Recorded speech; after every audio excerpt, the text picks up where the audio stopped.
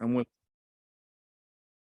Getting an update on the MFL Marmac wrestling team with head coach Chet Bachman. This update brought to you by Birdnow Chevrolet, Havlicek Trucking, and Meyer Auto Service. And coach, you guys are off to a solid start from a results perspective, but obviously at this time of the year, results are only a part of the story. You want to establish that base and keep building to the right time of the year.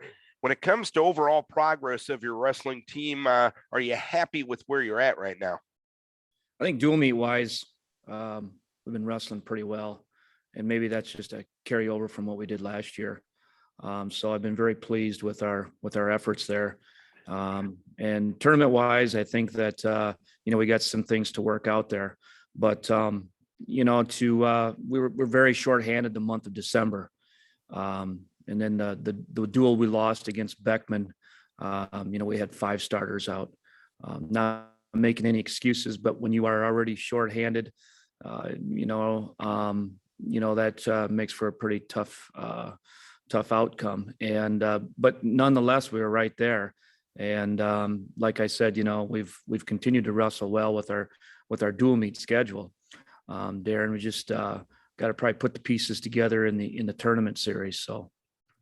And when you have a situation like this where you've been out with certain guys at certain times of the season, can that turn into maybe a positive thing, knowing the fact that you can develop some depth if you need it down the road? Yeah, I think it gives everybody a little bit of hope that way. And they all know it, and it keeps them moving forward because they know when those guys get in there, we got an extra spark. So I think that, the guys are in the room, they're practicing hard. And then the guys that aren't, able to practice are still there and, trying to get back after it. And I think that's important too. So, it gives everybody something to maybe look forward to a little bit more in the month of January. When you got guys that are banged up this time of year, what are some of the things you can do to keep those guys engaged and keep them as physically and as mentally well as they can before they get the opportunity to get back on the mat? Well, you always got your PT, and then you've got your making sure that they're there at practice, either checking in or when they're done doing their exercises or whatever they may be doing in the weight room or next door. They come back and, they're there around the team. I think that's important. I think, even tournament wise, if they're not competing, they're around the other guys. I think that's important. They're there for that support, and everybody else knows that they're there for them. And they know that when they get back that, they're going to, be in there giving just as much as everybody else in the room. So. And I know you really sold that team concept. You've always sold that team concept. It really came to fruition last year with getting to the state team duels for the first time in school history. Do you feel that attitude and that mindset is a little bit of a carryover from what you saw last year? Yeah, absolutely. Just like I was saying before, I think that, we've wrestled really well as a dual team, and I think it's carried over. And I think we're, even though we're shorthanded, we got guys battling. Maybe another thing that we're able to do a little bit better, we're able to bump our lineup around, maybe more so in a dual meet than we are in a tournament series. So when we're able to do that, I think that gives us an extra boost. It gives us a chance, and it puts us right there for us to get the W at the end of the night. And we've been able to do that. But we still got work to do, obviously, and everybody usually does once you get to the midway point. And we got the upcoming holiday break coming up. How are you going to handle that from a training and a practice standpoint? We usually get out and venture out, and we usually intermix with some other programs out there. And we've always continued to do that. We've always continued to mix it up with Decorah ever since Friedoff was there. And now even with Lee there now, we've continued to have a great relationship with them. And, we're 2 different classes. They're 2A, we're 1A, and we don't see each other. And we get out against teams like Walk On and mix it up with them, and intermix it with some 2A and classes out there where, we're able to not have to worry about a district or a sectional type interference there, or even conference. But nonetheless, they've got girls there too that we can compete with. That really helps us, Darren. We always save a few dates for the Christmas break, and we try to get in there and get after it over the Christmas break. And I think it really helps. And it's good to have those kind of relationships with the other squads around the area.